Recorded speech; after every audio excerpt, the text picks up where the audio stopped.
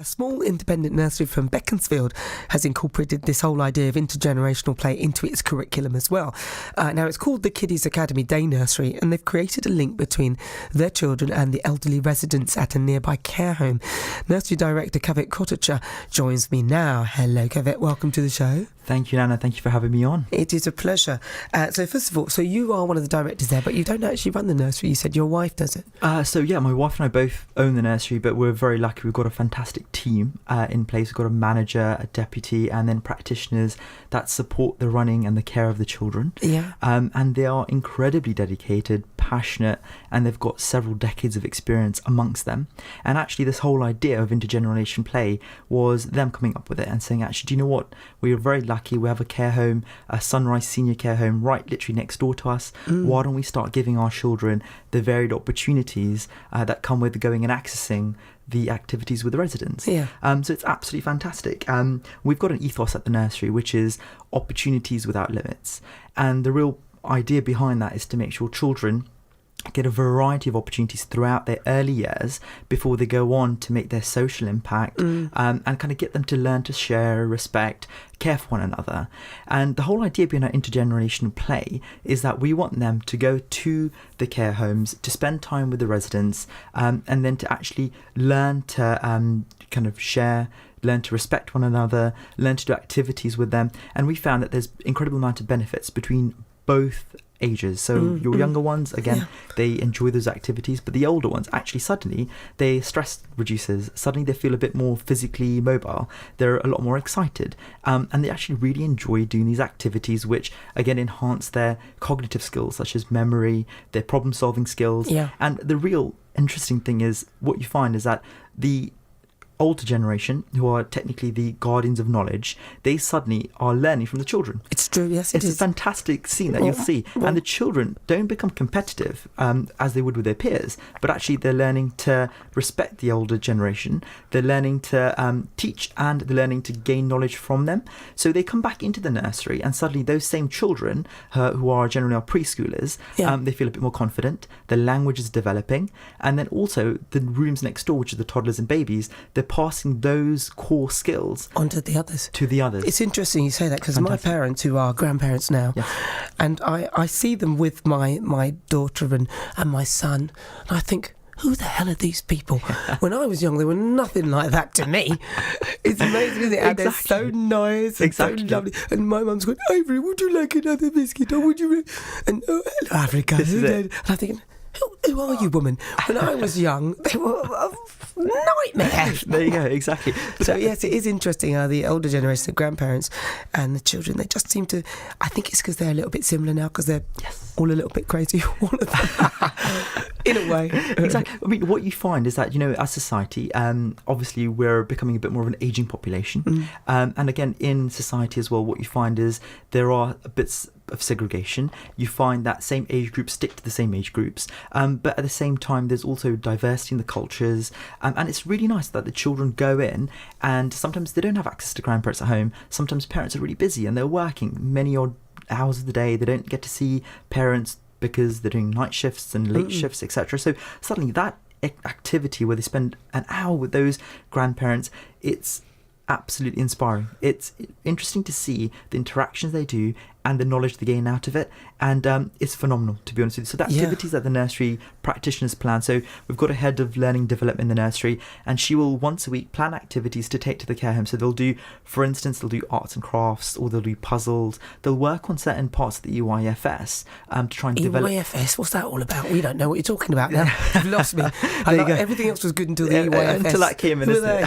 You're going to start testing me now. EYFS. I'll come back to that. What is it? It's basically early years. EY years shindig. Yeah, there you go. Exactly, you've got it right. It's the earliest framework. To put it simply, and it's basically F, isn't it? Exactly. It's the core skills that we basically work towards. So it's primary specific areas, and there's 7 key areas around it, and it's things like mathematics, or it's things like language, or it's communication, personal, social, emotional, all those kind of areas that you try and work in the very early years to develop the children. And it's learning through play. In essence, it's learning through play. You're listening to BBC Three Counties Radio. It is Happy Mondays with me, Nana Akua. In the studio, I'm speaking to Kavit Kottacher. He is one of the directors of the Kiddies Academy Day Nursery in Beaconsfield. They've created this wonderful intergenerational play that we've been talking about, which is older people, so grandpas and grandmas, and the kids coming together. So a care home and also a nursery. What do you notice that, what stands out to you when the two of them get together? I think the biggest thing that stands out is the expressions, the changes in the sort of the immediate attitudes that you find between both generations. So you'll find that the children go into the care home, and sometimes the elderly generation, they're a little bit quieter, they're kind of engrossed in their own sort of reading or whatever they might be doing, but suddenly there's a bit of noise that happens, and suddenly a child goes up with an activity to that older person, and that walking stick that's potentially on the side, that's causing that little bit of immobility, that suddenly disappears. It goes, that elderly person brightens up, they're actually engaging with that child, and suddenly that child's pulling that person up off the chair, and they're going to do something which is a physical activity. And it's that change that you see between the old and the young, and suddenly the young is challenging the old and vice versa, the elderly is challenging the young. And you'll see the young child is actually very excited. They're doing something a little bit different, and they're teaching the older person. It's not necessarily the older person teaching the child. Well, it's sort of like years ago, because we used to have the grandparents and all the generation living in under the same roof. But it's changed completely now. Exactly. Some families still like that, but it's just quite rare. And it is interesting that you mentioned earlier about the skills that and the respect that the elders seem to pass on to the young people. Exactly. And then that goes back to the nursery as well, which is nice. Exactly. And it's great. It's brilliant because it's a full circle, and it's great for both ages. They really do enjoy that time they spend together. It's very happy. It's very exciting. How long do they spend together then? They'll generally spend at least about an hour together, and they'll have generally planned activities that go with it. So the elder residents will know what is about to happen, and then they will work together, and they'll make sure that all those activities are something that's going to excite both ages, and it will be something physical, or there'll be something which is mental that will again trigger certain activities which will benefit both age groups.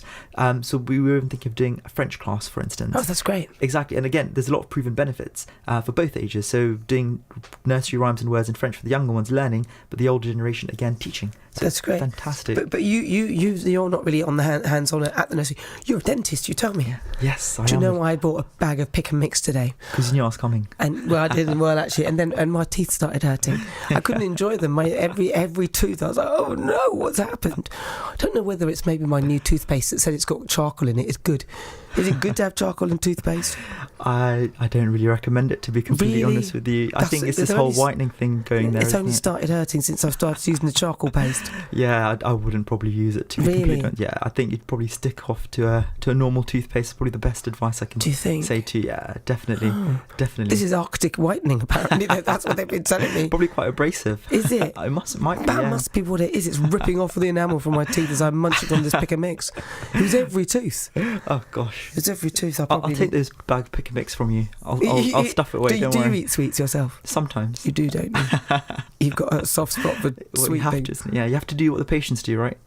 Your teeth are very nice, I must say. Thank you very much. Anyway, and my daughter needs to get her teeth seen to as well, poor thing. I think there's a tooth missing at the back.